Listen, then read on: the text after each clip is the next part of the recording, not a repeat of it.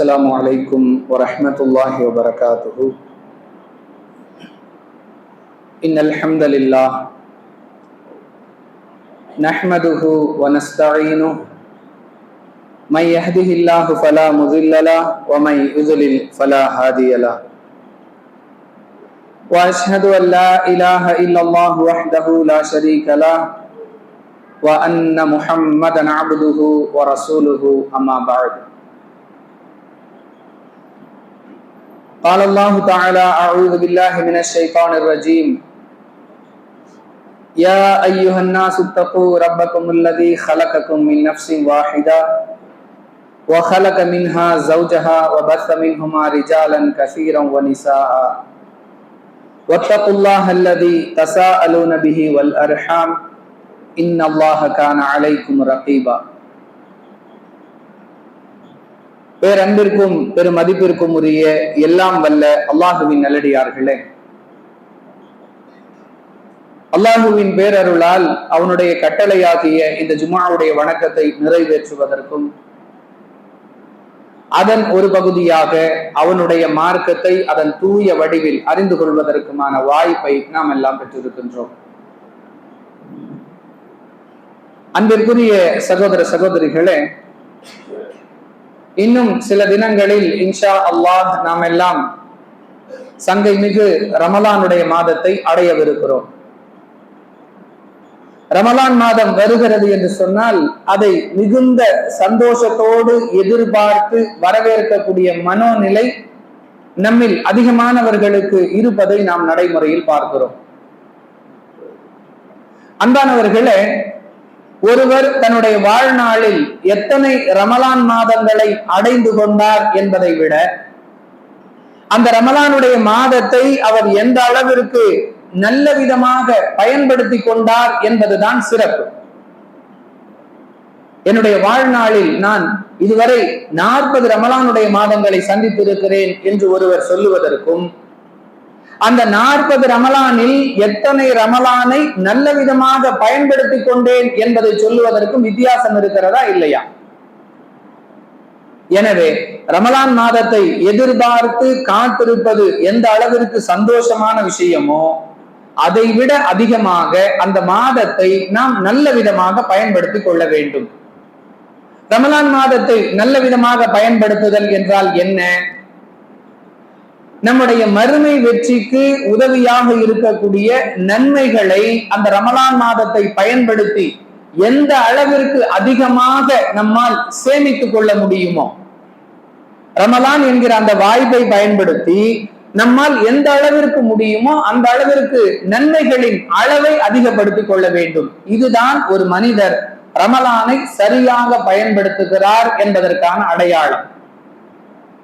எந்தெந்த வழிகளில் ஒரு மனிதர் ரமலானை பயன்படுத்தி நன்மைகளை சேகரித்துக் கொள்வது?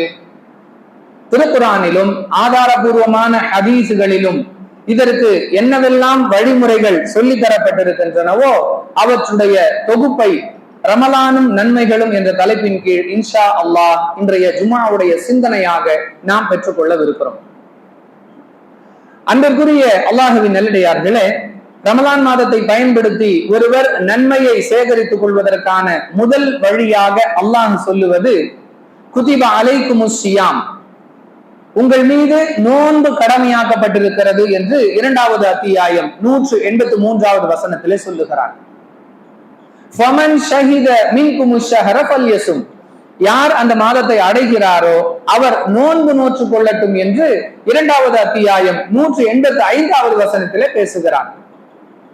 நம் மீது கடமையாக்கப்பட்ட நோன்பை யார் இந்த ரமலான் மாதத்தில் சரியாக நோக்கிறாரோ அது அவருடைய நன்மையை அவர் அதிகப்படுத்திக் கொள்வதற்கான முதல் வழி. இது என்ன புது விஷயம்? ரமலான் மாதம் வந்தா எல்லாரும் நோன்பு வைக்க போறோம், இதை ஒரு தனி தலைப்பாக தனி செய்தியாக சொல்ல வேண்டுமா என்று கூட பலர் கேட்கலாம். அன்பானவர்களே, ரமலான் மாதம் வந்துவிட்டால் நோன்பு நோக்க வேண்டும், நோன்பு நம் மீது கடமை என்று அனைத்து முஸ்லிம்களுக்கும் தெரியும். இதில் எந்த மாற்று கருத்தும் இல்லை. ஆனால் எத்தனை முஸ்லிம்கள் இது விஷயத்தில் சரியாக நடக்கிறார்கள்? ரமலான் மாதத்தில் பகற்பொழுதில் பகிரங்கமாக உண்ணக்கூடிய பருகக்கூடிய முஸ்லிம்களை நாம் பார்க்கிறோமா இல்லையா? ரமலான் மாதம் என்று தெரியும், அந்த மாதத்தில் நோன்பு நம் மீது கடமையாக்கப்பட்டிருக்கிறது என்று தெரியும், நாம் நோன்பு நோக்க வேண்டும் என்று தெரியும், ஆனாலும் நோன்பு நோக்காமல் இருக்கிறார்கள். இது என்ன, எதை காட்டுகிறது? நன்மைகளை சேமித்துக் கொள்வதற்காக அல்லாஹ் ஏற்படுத்தி தந்த முதல் வழியை அவர்கள் தவற விட்டு விட்டார்கள். அன்பிற்குரியவர்களே, ரமலானில் நன்மையை சேகரித்துக் கொள்வது, ரமலானை நல்ல விதமாக பயன்படுத்திக் கொள்வது, இதற்கு மார்க்கம் சொல்லக்கூடிய முதல் வழி ரமலான் மாதத்தில் மாதம் முழுவதும் நோன்பு நோக்க வேண்டும். சிலருக்கு விதிவிலக்கு வழங்கப்பட்டிருக்கிறது, அது தனி தலைப்பு.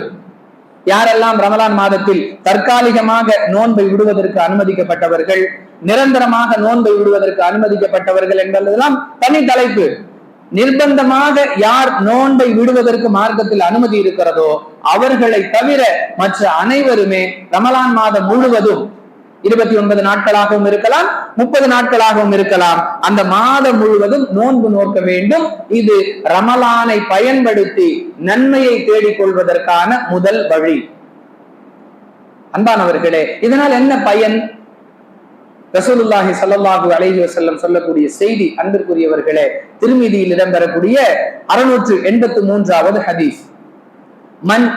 மன் சாம ரமலான ஈமான வஹ்திசாபன் குஃபிர லஹு மா தகத்தம மின் தம்பிஹி. யார் ரமலான் மாதத்தில் நோன்பு நோக்கிறாரோ அது அவருடைய முந்தைய பாவங்கள் மன்னிக்கப்படுவதற்கு காரணமாகிவிடும். ஒன்று, நோன்பு நோற்பதற்காக அல்லாஹ்விடம் கூலி கிடைக்கிறது. 2, அவர் செய்த முந்தைய பாவங்கள் மன்னிக்கப்படுவதற்கு இந்த நோன்பு காரணமாகி விடுகிறது. அன்பானவர்களே, இப்படி நன்மையை சேகரித்துக் கொள்வதற்கும் பாவங்கள் மன்னிக்கப்படுவதற்குமான ஒரு வாய்ப்பாக இந்த மாதத்தை பயன்படுத்துவது என்பதற்கான அடையாளம் மாதம் முழுவதும் நோன்பு நோக்க வேண்டும். மேலும் ரசூலுல்லாஹி ஸல்லல்லாஹு அலைஹி வஸல்லம் சொல்லுகிறார்கள், அன்பானவர்களே, நோன்பாளிகள் நுழைவதற்கென்று சொர்க்கத்தில் அல்லாஹ் தனி ஒரு நுழைவாயிலை ஏற்படுத்தி வைத்திருக்கிறார்.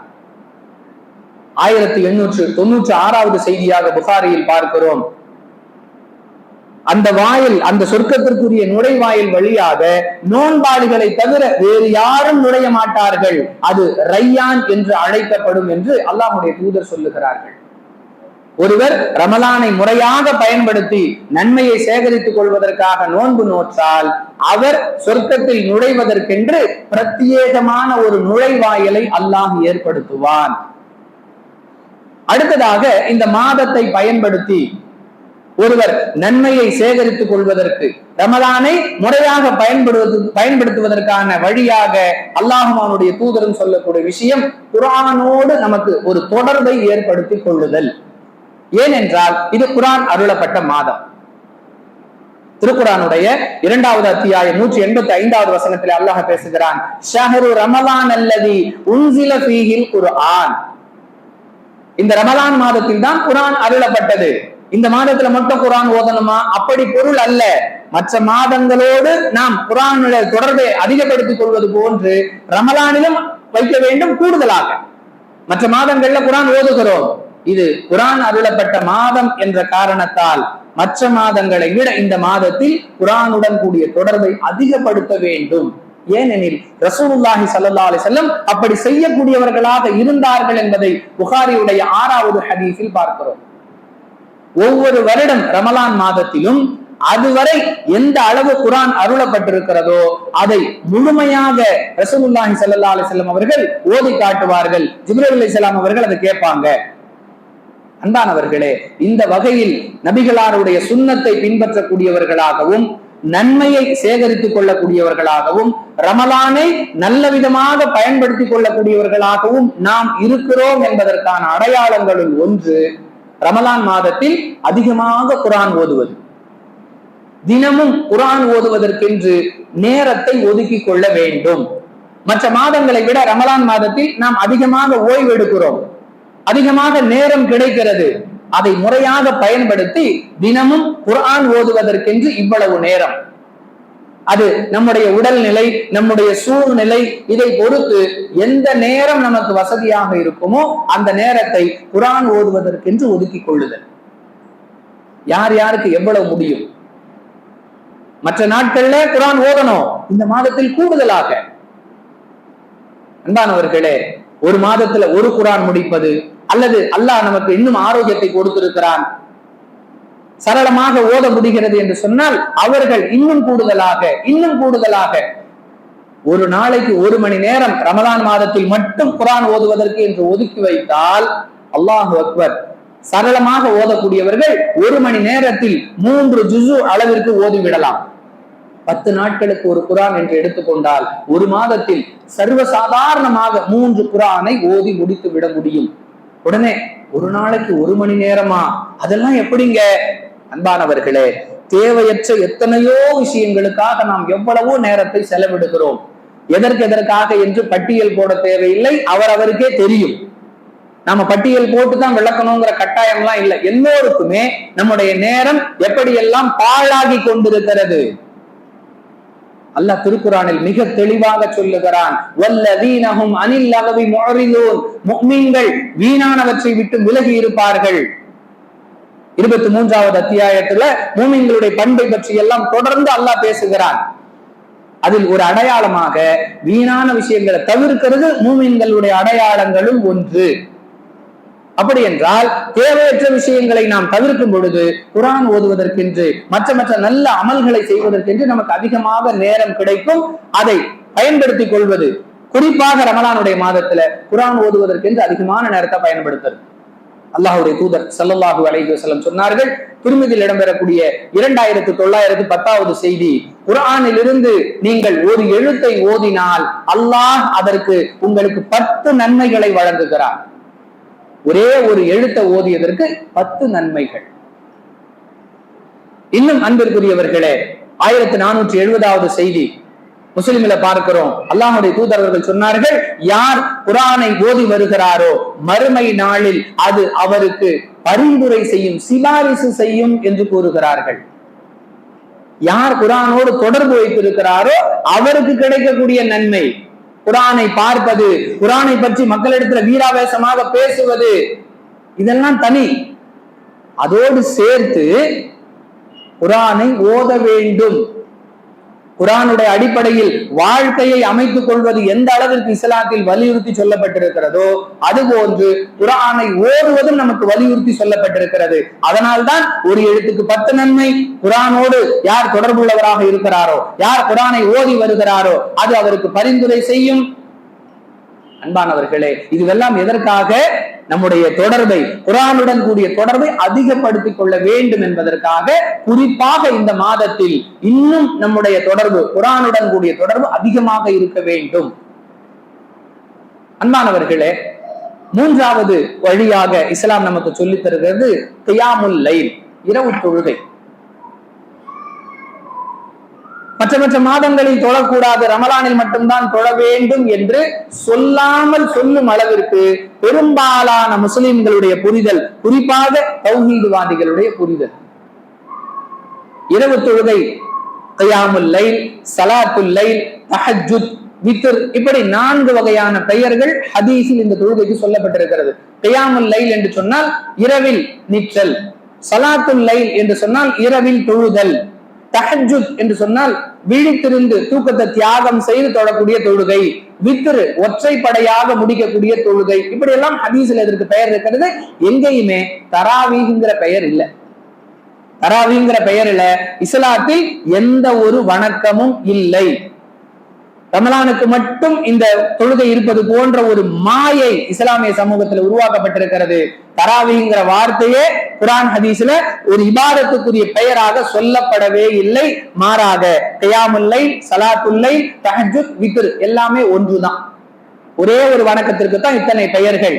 இது ரமலானுக்கு மட்டுமல்ல, ரமலானிலும் ரமலான் அல்லாத காலங்களிலும் மார்க்கம் நமக்கு வழிகாட்டி இருக்கக்கூடிய ஒரு வணக்கம் தான் இந்த இரவு தொழுகை. அன்பானவர்களே, மற்ற மாதங்களில் தொழுவதுங்கிறது ஒரு வகை. ரமலானில் இதில் கூடுதல் அக்கறை. ரமலானில் மட்டும் தொழுவது அல்ல, ரமலான்ல கூடுதல் அக்கறை. ரசூலுல்லாஹி ஸல்லல்லாஹு அலைஹி வஸல்லம் இது விஷயத்துல ரமலான்ல கூடுதல் ஆர்வம் ஊட்டி இருக்கிறார்கள் என்பதை பார்க்கிறோம். புகாரில் இடம்பெறக்கூடிய 37வது ஹதீஸ், மன் காம ரமலான ஈமான வஹ்திசாபன் குஃபிர லஹு மா தகத்தம மின் தம்பிஹி. யார் ரமலான் மாதத்தில் நின்று வணங்குகிறாரோ அவருடைய முந்தைய பாவங்கள் மன்னிக்கப்படும். அன்பானவர்களே, கூடுதலாக ஆர்வமூட்டப்பட்டிருக்கிறது. இதை இப்படி ரமலானுக்கு மட்டும் தொழக்கூடிய தொழுகை என்று புரிந்து கொள்ளக்கூடாது. இந்த மாதத்தில் கூடுதல் ஆர்வம். குடும்பத்தார அல்லாஹ்வுடைய தூதர் அவர்கள் எழுப்பிவிடக்கூடியவர்களாக இருந்தார்கள் என்பதை புகாரியில 2024வது ஹதீஸில் பார்க்கிறோம். பள்ளிவாசல்ல ஏன் ஏற்பாடு செய்யறாங்க? யாருக்கு தனியாக தொழ வாய்ப்பில்லையோ அவர்கள் கலந்து கொள்வதற்காகத்தான். ஆனா உண்மையிலேயே கடமையான தொழுகையை தவிர மற்ற தொழுகைகளை வீட்டில் தொழுவதுதான் சிறந்தது. ரசூலுல்லாஹி ஸல்லல்லாஹு அலைஹி வஸல்லம் கடமையான தொழுகையை தவிர மற்ற உபரியான எந்த தொழுகையையும் பள்ளிவாசல்ல தொழ மாட்டாங்க, வீட்டில் தான் தொழுவார்கள். அதை அடிப்படையாக வைத்து நாமும் முடிந்தவரை கடமையான தொழுகைகளை தவிர லொஹர் தொழுகைக்கு வருகிறோம் என்று சொன்னால் அதனுடைய முன் சுன்னத் வீட்டில் தொழுதுவிட்டு வரக்கூடிய ஒரு பயிற்சியை நமக்குள் கொண்டு வர வேண்டும். சுபஹ் தொழுகைக்கு வருகிறோம் என்று சொன்னால் அதற்குரிய முந்தின சுன்னத்தை வீட்டிலேயே தொழுதுவிட்டு வரக்கூடிய ஒரு பயிற்சியை நமக்குள் எடுத்துக்கொள்ள வேண்டும். ஏனென்றால் அல்லாஹுவின் தூதர் ஸல்லல்லாஹு அலைஹி வஸல்லம் அவர்கள் அப்படித்தான் நமக்கு வழிகாட்டி இருக்கிறார்கள். அப்ப ஏன் ரமலான்ல பள்ளிவாசல்ல ஜமாத்தா தொழுகை ஏற்படுத்துறாங்க? அது தடை இல்லை, அனுமதி. இஸ்லாத்தை பொறுத்த வரைக்கும் சிறந்தது என்று ஒன்று இருக்கிறது, அனுமதி என்று ஒன்று இருக்கிறது. யாருக்கு சிறந்ததை பெற்றுக்கொள்ள முடியவில்லையோ அவர்கள் அனுமதியை எடுத்துக்கொள்ளலாம். நான் வீட்டுல தனியா தொழுதா அது எனக்கு வாய்ப்பில்லை, 2 நாள் தொழுகுவேன், அதோட விட்டுருவேன், என்னால தொடர்ந்து தொழ முடியாது, ஒரு விதமான சோம்பல், பள்ளிவாசல்ல ஜமாத் தொழுகைக்கு போறோங்கிற ஒரு மனோநிலை இருக்கும் பொழுது அதை தொடர்ச்சியாக பேணக்கூடிய ஒரு வாய்ப்பு ஏற்படும் என்ற மனோநிலையில் உள்ளவர்களுக்கு தான் பள்ளிவாசல்ல நடக்கக்கூடிய இரவு தொழுகை. மற்றபடி வீட்டில் தொழுவது சிறந்தது என்று அல்லாஹ்வுடைய தூதர் சொல்லி இருக்கிறாங்க. அதை நாம் தொழுது கொள்ள வேண்டும். இது நேரம் சம்பந்தமாக ஒரு தனி தலைப்பு. இரவு தொழுகை எந்த நேரத்துல தொழுகிறது? இஷா தொழுத உடனே தொழுதா அது சரியா, இல்ல இரவின் கடைசி பகுதியில் தான் தொழ வேண்டுமா? அது தனி தலைப்பாகவே இரவு தொழுகையே ஒரு தலைப்பாக பேச வேண்டிய அளவிற்கு ஏராளமான குர்ஆன் ஹதீஸ் விஷயங்கள் இருக்கின்றன. இஷா தொழுகையை முடிச்சதிலிருந்து சுபுஹுடைய நேரம் வருவதற்கு இடைப்பட்ட இந்த நேரத்தில் எப்பொழுது வேண்டுமானாலும் ஒருவர் தஹஜ்ஜுத் இரவு தொழுகையை தொழுது கொள்ளலாம். இஷா தொழுத உடனேயே தொழுது கொள்ளலாம், இஷா தொழுது விட்டு உறங்கி எழுந்து பிறகு தொழலாம், அல்லது இரவின் கடைசி பகுதியில் தொழலாம். இந்த முறைகளில் எப்படி வேண்டுமானாலும் தொழுது கொள்ளலாம் என்பதற்கு ஹதீஸின் ஆதாரங்கள் இருக்கின்றன. சுருக்கமாக தகவலாக பதிவு செய்து கொள்கிறோம். ஆக இரவு தொழுகையின் மூலமாக ஒரு மனிதர் ரமலானில் தன்னுடைய நன்மையை அதிகப்படுத்திக் கொள்வதற்காக முயற்சி செய்ய வேண்டும். ஏனென்றால் ரசூலுல்லாஹி ஸல்லல்லாஹு அலைஹி வஸல்லம் சொல்றாங்க, கடமையான தொழுகைக்கு பிறகு சிறந்த தொழுகை. முஸ்லிமில் இடம்பெறக்கூடிய 2157வது ஹதீஸில பார்க்கிறோம், கடமையான தொழுகைக்கு அடுத்து சிறந்த தொழுகை தஹஜ்ஜுத் தொழுகை தான். மறுபடியும் சொல்றோம், தராவீஹ்ங்கிற ஒரு தொழுகை கிடையாது. கியாமுல் லைல், ஸலாத்துல் லைல், தஹஜ்ஜுத், வித்ர் எல்லாமே இந்த இரவு தொழுகைக்கு சொல்லப்படக்கூடிய பெயர். கடமையான தொழுகைக்கு அடுத்து சிறந்த தொழுகையாக இதை அல்லாஹ்வுடைய தூதர் அவர்கள் நமக்கு வழிகாட்டி தந்திருக்கிறார்கள். அன்பிற்குரியவர்களே, நாம் இந்த ரமலான் மாதத்தை முறையாக பயன்படுத்துவதற்குரிய அடையாளங்களுள் ஒன்றாக இந்த இரவு தொழுகையை ரெகுலரா தொழக்கூடிய ஒரு பழக்கம். இந்த ரமலான் மாதத்தில் 30 நாட்களும் பயிற்சி எடுத்துக்கொண்டால் ரமலான் மாதம் முடிந்த பிறகும் தினமும் தஹஜ்ஜுத் தொழக்கூடியவர்களாக நம்மை நாம் மாற்றிக்கொள்ள முடியும். அந்த பழக்கத்தை நமக்குள்ள கொண்டு வந்துடும். அடுத்து 4வதாக ரமலானை பயன்படுத்தி நன்மையை அள்ளிக் கொள்ளக்கூடிய ஒரு வழிகாட்டுதலாக இஸ்லாம் சொல்லுவது தர்மம் செய்தல். அன்பிற்குரியவர்களே, மற்ற வணக்கங்களில் ஓரளவு அக்கறையோடு கலந்து கொள்ளக்கூடியவர்கள் பெரும்பாலானவர்கள் தர்மம் என்று சொன்னால் கை வரமாட்டேங்குது. அன்பானவர்களே, கரெக்டா தஹஜ்ஜுத் கூட தொழுகிறார், ஆனால் தர்மம் செய்ய வேண்டும் என்று சொன்னால் கை வரல. சிலர் ரைமிங்கா சொல்லுவாங்க, விரலை கேட்டா கூட கொடுத்துவாரு, பொருளை கேட்டா கொடுக்க மாட்டாருங்க. ஒரு விதமான மனோநிலை. அன்பானவர்களே, இது தனி மனிதர்கள், குடும்ப தலைவர்களாக இருக்கக்கூடிய சிலர் எதுக்கு கஷ்டப்பட்டு சம்பாதிக்கிறாருன்னு தெரியல, குடும்பத்துக்காக கூட செலவிட மாட்டார், அந்த அளவிற்கு கஞ்சத்தனத்தோடு இருப்பார். இன்னும் சில ஜமாத் தலைவர்கள், பள்ளிவாசல் நிர்வாகிகள், மதரசா பொறுப்பாளர்கள், ட்ரஸ்ட் அறக்கட்டளை நிர்வாகிகள் என்று இருப்பார்கள். ஏராளமான வகைகளில் வசூல் கிடைக்கும். ஆனாலும் ஒரு தேவைக்காக செலவிட வேண்டும் என்று சொன்னா ஏன்பா இந்த வீண் செலவு? எதற்காக வசூலிக்கப்படுகிறதோ அதற்காக செலவிடுவதிலே கூட கற்றுத்தனம். ஆனால் இஸ்லாம் தர்மம் என்கிற ஒரு பண்பை நமக்கு போதிக்கிறது. நம்முடைய பொருளை பிறருக்காக வழங்குதல். இது ரமலான்ல மட்டுமல்ல, எல்லா காலங்களிலும் செய்ய வேண்டும். ரமலானில் சற்று கூடுதலாக செய்ய வேண்டும், நன்மையை அதிகப்படுத்திக் கொள்வதற்காக. ரசூலுல்லாஹி ஸல்லல்லாஹு அலைஹி வஸல்லம் கற்றுத்தந்த இந்த மார்க்கத்துல அன்பானவர்களே, நம்மால் இயன்ற அளவிற்கு நமக்கு இருக்கக்கூடிய செல்வங்களில் நம்முடைய தேவை போக உள்ளதை மற்றவர்களுக்காக கொடுத்தல். நம்முடைய தேவை போகங்கிற வார்த்தையை எப்படி புரிஞ்சுக்கிறோம்? மொத்தம் இருந்துமே நமக்கு தேவை நிறைவேறல, நாம எங்கிறது மத்தவங்களுக்கு கொடுக்க? அல்லாஹ் தெளிவாக குர்ஆன்ல பல இடங்களில் சொல்லுகிறார், உங்களுக்கு கொடுக்கப்பட்டதிலிருந்து, உங்களுக்கு வழங்கப்பட்டதிலிருந்து நீங்க மற்றவர்களுக்கு கொடுங்கள். இத ரசூலுல்லாஹி ஸல்லல்லாஹு அலைஹி வஸல்லம் விளக்குறாங்க. புகாரியில 5352வது செய்தியில பார்க்கிறோம். அல்லாஹ் சொல்லுவதாக நபிகளார் சொல்லுகிறார்கள், மனிதனே நீ மற்றவர்களுக்காக செலவிடு, நான் உனக்காக செலவிடுகிறேன் என்று அல்லாஹ் கூறுவதாக ரசூலுல்லாஹி ஸல்லல்லாஹு அலைஹி வஸல்லம் சொல்றாங்க. எப்பொழுது நாம் மற்றவர்களுக்கு கொடுக்கிறோமோ அப்பொழுது அல்லாஹ் நமக்கு கொடுத்து கொண்டே இருக்கிறான். நாம் மற்றவர்களுக்கு கொடுப்பதை எப்பொழுது நிறுத்தி விடுகிறோமோ அல்லாஹ்விடமிருந்து நமக்கு வரக்கூடிய அந்த அருளும் நிறுத்தப்பட்டு விடுகிறதுங்கிறத மறைமுகமாக இந்த ஹதீஸுடைய வாசகம் சொல்லுகிறது. என் பேச்சை கேட்டு நடக்கிற வரைக்கும் நான் உனக்கு உதவி செய்வேன், இதான் செய்தி. ஆனா அதுல இந்த கருத்து அடங்கி இருக்கிறதா இல்லையா? என் பேச்சை எப்ப நீ கேட்கலையோ அதோட நான் உன்னை விட்டுருவேன்.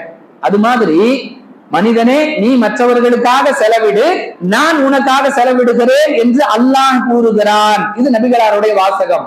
நம்ம மற்றவங்களுக்கு கொடுக்கறத நிறுத்தினா அல்லாஹ் நமக்கு கொடுப்பதை நிறுத்தி விடுவான்.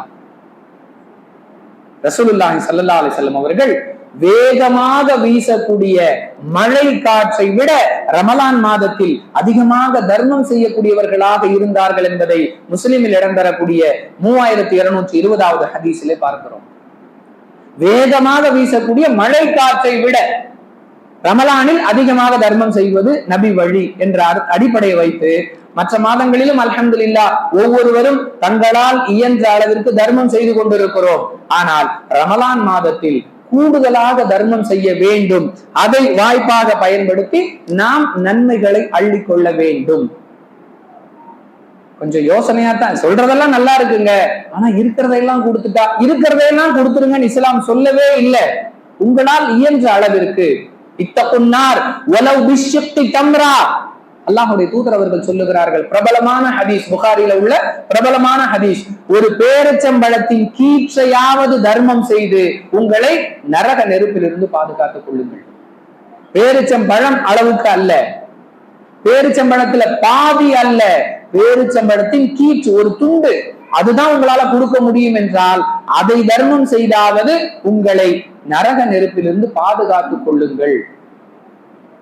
நரக நெருப்பை பத்தி எல்லாம் எனக்கு கவலை இல்லை அப்படின்னு யாராவது சொன்னா அவங்க தர்மம் செய்ய தேவையில்லை. நரகம்லாம் ஒரு பெரிய மேட்டரா? இப்படி யாருக்கு துணிச்சல் இருக்கிறதோ அவங்க தர்மம் செய்ய வேண்டாம். மற்றபடி தர்மம் செய்வது மார்க்கத்தில் வலியுறுத்தப்பட்டிருக்கிறது. கடமையான ஜக்காத் அது தனி. நம்முடைய செல்வங்களில் இருந்து 2.5% கட்டாய தர்மம் அது வேறு. அது போக தேவையுடையவர்களை தேடி சென்று வழங்குதல். ரமலான்ல தர்மம் செய்யறோங்கிற பேர்ல சில செல்வந்தர்கள் மக்களை வீட்டுக்கு வர வச்சு லைன்ல நிக்க வச்சு இதெல்லாம் கூடாது. தேவை உள்ளவர்களை தேடி சென்று அவர்களுடைய சுயமரியாதைக்கு பாதிப்பு இல்லாமல், அவர்களுடைய கண்ணியத்திற்கு இழுத்து ஏற்படாமல் தேடி சென்று தர்மம் செய்யக்கூடிய, உதவக்கூடிய மனப்பக்குவத்தை நமக்குள் கொண்டு வரணும். அதை ரமலான்ல இன்னும் அதிகமாக நமக்குள் கொண்டு வர வேண்டும். அல்லாஹ்வுடைய தூதர் சொன்னாங்க, கொடுக்கிற கையை விட வாங்குற கையை விட கொடுக்கிற கை சிறந்தது. அப்படின்னா என்ன? நாம் மற்றவர்களிடம் கேட்பவர்களாக இருப்பதை விட்டுவிட்டு மற்றவர்களுக்கு நாம் கொடுப்பவர்களாக நம்மை மாற்றிக்கொள்ள வேண்டும். இதுதான் நமக்கு மார்க்கத்துல அழகிய முறையில வழிகாட்டப்பட்டிருக்கிறது. நிறைய பேரு ரமலான் மாதத்துல ஜக்காத் கொடுக்கிறது அப்படிங்கிற ஒரு கான்செப்ட் வச்சிருக்கிறாங்க. அப்படி இஸ்லாம் சொல்லல. எப்பொழுது உங்கள் செல்வங்களின் மீது ஜக்காத் கடமையாகி விடுகிறதோ அப்பொழுதே கொடுத்து விட வேண்டும். அது போக ரமலானில் அதிகமாக தர்மம் செய்ய வேண்டும். இரண்டும் வெவ்வேறு விஷயங்கள், சரியாக புரிந்து கொள்ள வேண்டும். அதை அடுத்து ரமலானை பயன்படுத்தி நாம் செய்ய வேண்டிய மிக முக்கியமான ஒரு விஷயம், 5வது விஷயம், பாவ மன்னிப்பு தேடுதல். அன்பிற்குரியவர்களே, அல்லாஹ் திருக்குர்ஆனிலே சொல்லுகிறார், 66வது அத்தியாயத்துடைய 8வது வசனத்தில், யா அய்யுஹல்லதீன ஆமனு தூபு இலல்லாஹி தௌபத்தன் நசூஹா அஸா ரப்புக்கும் அய்யுகஃபிர அன்கும் ஸய்யிஆத்திக்கும். ஈமான் கொண்டவர்களே, கலப்பற்ற முறையில் அல்லாஹ்விடம் பாவ மன்னிப்பு தேடுங்கள். அல்லாஹ்விடம் பாவ மன்னிப்பு தேடுங்கள் அப்படி சொல்லி அல்லாஹ் விட்டிருக்கலாமே, அது என்ன கலப்பற்ற முறையில்? பாவ மன்னிப்பு தேடுதல் என்பது சடங்காக இருக்கக்கூடாது, மனமார்ந்த உள்ளார்ந்த பிரார்த்தனையாக இருக்க வேண்டும். ஆழ் மனதிலிருந்து நம்முடைய தவறுகளுக்கு அல்லாஹ்விடம் பாவ மன்னிப்பு தேடுதல், இதற்கு பெயர்தான் கலப்பற்ற முறையில் பாவ மன்னிப்பு தேடுதல். மற்றவங்களுக்கு காட்டுறதுக்காக அவரு ரொம்ப நேரம் துவா செய்வாருங்க, அது நமக்கு தேவையில்லை. நம்முடைய இறைவன் நம்மை பொருந்தி கொள்ள வேண்டும். நாம் செய்தது தவறு என்பதை மனதார உணர்ந்து இனி அந்த தவறை செய்ய மாட்டேன் என்று உறுதி எடுத்து அந்த தவறுக்காக அல்லாஹ்விடம் பாவ மன்னிப்பு தேடுதல், இதற்கு பெயர்தான் இல தூபு இலல்லாஹி தௌபத்தன் நசூஹா. அல்லாஹ்விடம் நீங்கள் கலப்பற்ற முறையில் பாவ மன்னிப்பு தேடுங்கள். யாராவது நான்லாம் பாவமே செய்யலைங்க, நான் எதுக்கு பாவ மன்னிப்பு தேடணும் என்று சொல்ல முடியுமா? அப்படி சொல்லக்கூடிய தகுதி உலகில் யாருக்காவது இருக்கிறதா? நபிமார்களுக்கு கூட இல்லை என்பதுதான் இஸ்லாமிய பார்வை. அஹ்மத் என்கிற ஹதீஸ் தொகுப்பு 21420வது செய்தி, அல்லாஹ்வுடைய தூதர் அவர்கள் சொல்லுகிறார்கள், குல்லு பனி ஆதம யுக்திஉ பில்லைலி வன்னஹார். ஆதமுடைய மக்கள் அனைவரும் இரவிலும் பகலிலும் தவறு செய்யக்கூடிய இயல்புடையவர்கள். ஆதமுடைய மக்கள் அனைவரும் என்று சொன்னால் நபிமார்களும் அதில் அடங்குவார்களா இல்லையா? அதனால் தான் ரசூலுல்லாஹி ஸல்லல்லாஹு அலைஹி வஸல்லம் அவர்கள் அல்லாஹ்விடத்துல தினமும் 100 முறை பாவ மன்னிப்பு தேடக்கூடியவர்களாக இருந்தார்கள் என்பதை பார்க்கிறோம். முஸ்லிமில் இடம்பெறக்கூடிய 2702வது செய்தி, தினமும் 100 முறை ரசூலுல்லாஹி ஸல்லல்லாஹு அலைஹி வஸல்லம் அல்லாஹ்விடத்துல பாவ மன்னிப்பு தேடுவார்கள்.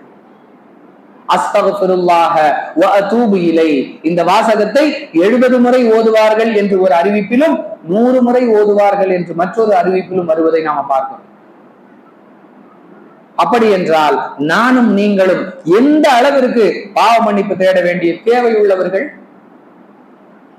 பார்வையில் பாவம், கேட்பதில் பாவம், பேசுவதில் பாவம், சிந்திப்பதில் எத்தனையோ குளறுபடிகள்.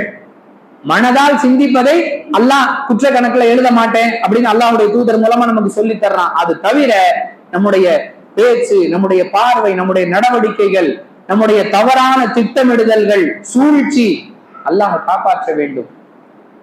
அல் ஐனானி தஸ்னியான், ரசூலுல்லாஹி ஸல்லல்லாஹு அலைஹி வஸல்லம் சொல்றாங்க, கண்கள் விபச்சாரம் செய்கின்றன.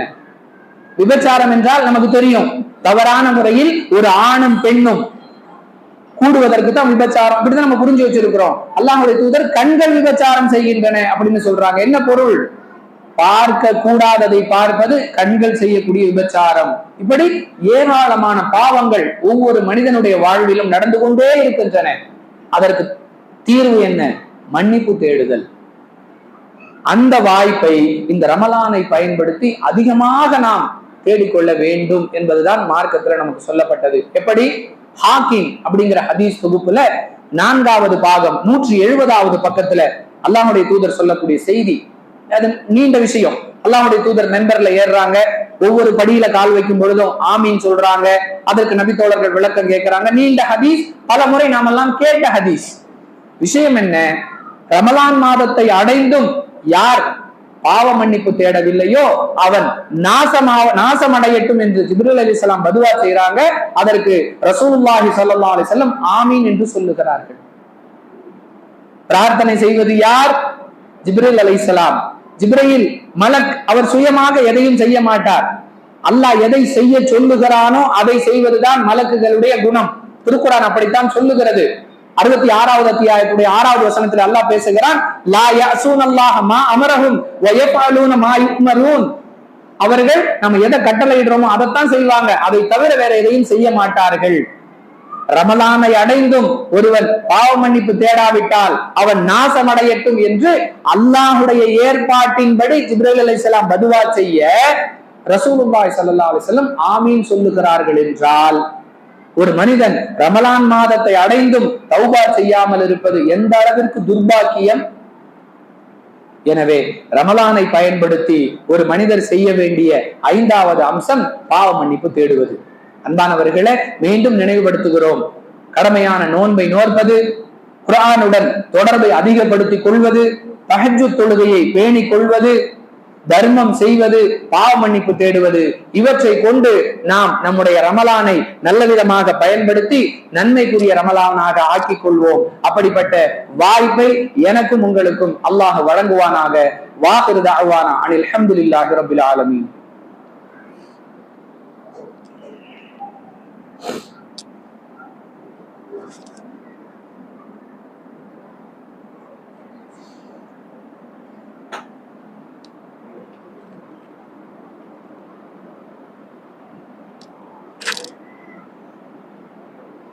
அன்பிற்குரிய சகோதர சகோதரிகளே,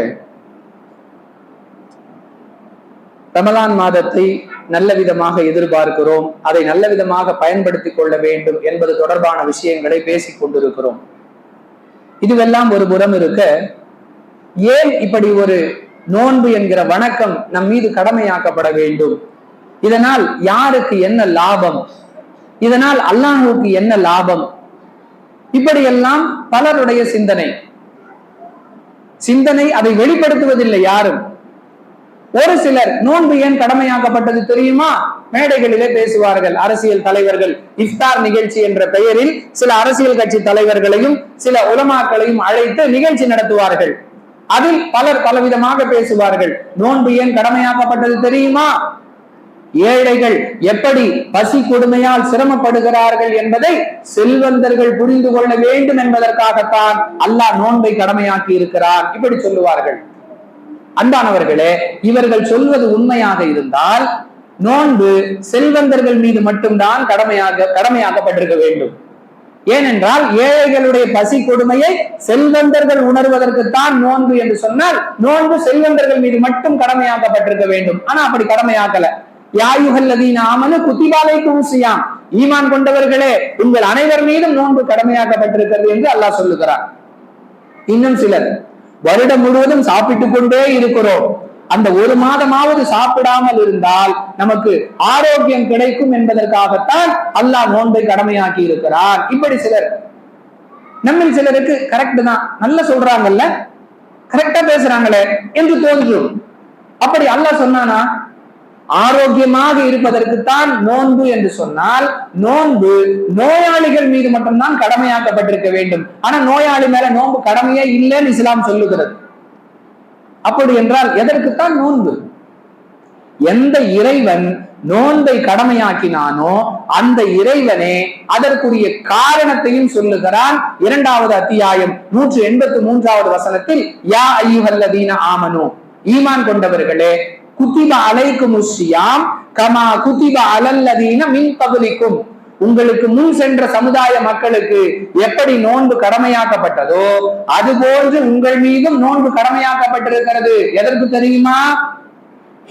லஅல்லகும் தத்தகூன், நீங்கள் அல்லாஹுவை அஞ்சக்கூடியவர்களாக ஆக வேண்டும் என்பதற்காக, உங்களுக்குள் இரையச்சம் வர வேண்டும் என்பதற்காகத்தான் நோன்பு கடமையாக்கப்பட்டிருக்கிறதே தவிர ஏழையுடைய பசி கொடுமையை செல்வந்தர்கள் உணர வேண்டும் என்பதற்காகவோ, வருடம் முழுவதும் சாப்பிட்டுக் கொண்டிருக்கக்கூடிய நாம் அந்த ஒரு மாதம் சாப்பிடாமல் இருந்தால் ஆரோக்கியம் கிடைக்கும் என்பதற்காகவெல்லாம் நோன்பு கடமையாக்கப்படல.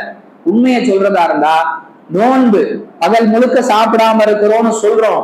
வழக்கமா சாப்பிடுறதை விட நோன்பு மாதத்தில் நம்மையும் அறியாமல் நாம் அதிகமாக சாப்பிடுறோமா இல்லையா? வருடம் முழுவதும் எல்லா வீட்லயும் வடை சுடுவாங்களா? வருடம் முழுவதும் எல்லா வீட்லயும் ஜூஸ் கரைக்கிறோமா? வருடம் முழுவதும் அசைவம் அதிகமாக எடுக்கிறோமா? மளிகை சாமான் பில் மற்ற மாதங்களை விட ரமலான் மாதத்தில் அதிகமாக ஆகிறதா இல்லையா? காரணம் இரையச்சம். நோன்பை கொண்டு எப்படி இரையச்சம் ஏற்படும்? அன்பானவர்களே, நாம் நோன்பாளியாக இருக்கிறோம், வீட்டில் யாரும் இல்லை, நாம் மட்டும் தான் இருக்கிறோம். ஃப்ரிட்ஜை திறந்தோம்னா பல வகையான பழங்கள், பிஸ்கட்டுகள், சாக்லேட்டுகள், நோன்பு திறப்பதற்காக கரைத்து வைக்கப்பட்டிருக்கிற ஜூஸ், குளிர்பான வகைகள் எல்லாமே ஃப்ரிட்ஜில் இருக்கு. வீட்டுல யாரும் இல்லை, நாம மட்டும்தான் இருக்கிறோம், நோன்பாளியாக இருக்கிறோம். நாம் எதையாவது எடுத்து சாப்பிட்டால் யாருக்கும் தெரியாது. எந்த ஒரு நோன்பாளியாவது சாப்பிடுவானா? அவனையும் அறியாமல் அல்லாஹ் என்னை பார்த்து கொண்டிருக்கிறான் என்ற அச்சம் அவனுடைய உள்ளத்தில் குடிக்கொண்டிருக்கிறது. இந்த பயிற்சியை கொடுப்பதுதான் நோன்பு. அதே நேரத்துல நம்ம விளங்கணும், இந்த ஒரு மாதத்திற்கு மட்டும் இறையச்சமா? இந்த ஒரு மாதத்தில் நமக்கு கிடைக்கக்கூடிய இறையச்சம் என்கிற இந்த பயிற்சி வாழ்நாள் முழுவதும் இருக்க வேண்டும் என்பதற்காகத்தான் ரமலான் மாதம் 30 நாட்களோ அல்லது 29 நாட்களோ நமக்கு கிடைக்கக்கூடிய இந்த ட்ரைனிங் வாழ்நாள் முழுவதும் நம்மை இறையச்சவாதிகளாக மாற்றிவிட வேண்டும் என்பதுதான். நோன்பு மாதத்துல மட்டும் ஒருத்தர் தக்குவாவோடு இருக்கிறார், ரமலானுக்கு பிறகு மாமூலி வழக்கமான வாழ்க்கைக்கு வந்து விடுகிறார் என்று சொன்னால் அவர் ரமலானை சரியாக பயன்படுத்திக் கொள்ளவில்லை என்பதுதான் பொருள். நோன்பு வச்சுக்கிட்டு போய் பேசுறியே, அப்ப நோன்பு இல்லைன்னா போய் பேசலாமா? என்ன பாய், நோன்பு வச்சுக்கிட்டு திருட்டு எடை போடுறீங்களே, அப்ப நோன்பு இல்லைன்னா திருட்டு எடை போடலாமா? பாய், நோன்பு வச்சுக்கிட்டு ஏன் பாய் அவங்க கிட்ட சண்டை போடுறீங்க, அப்ப நோன்பு இல்லைன்னா சண்டை போடலாமா? அந்த காலத்தில் எடுக்கக்கூடிய பயிற்சி, அந்த காலத்தில் செய்யக்கூடிய முயற்சி வாழ்நாள் முழுவதிலும் நம்மை நல்லவர்களாக வார்த்தெடுக்க வேண்டும் என்பதற்காகத்தான் நோன்பு கடமையாக்கப்பட்டிருக்கிறது என்பதை புரிந்து கொள்வோம். அல்லாஹ் நமக்கு உதவி செய்வானாக. வாஹிரு தஅவானா அனில் ஹம்துலில்லாஹி ரப்பில் ஆலமீன். அஸ்ஸலாமு அலைக்கும் வரஹ்மத்துல்லாஹி வபரகாத்துஹு.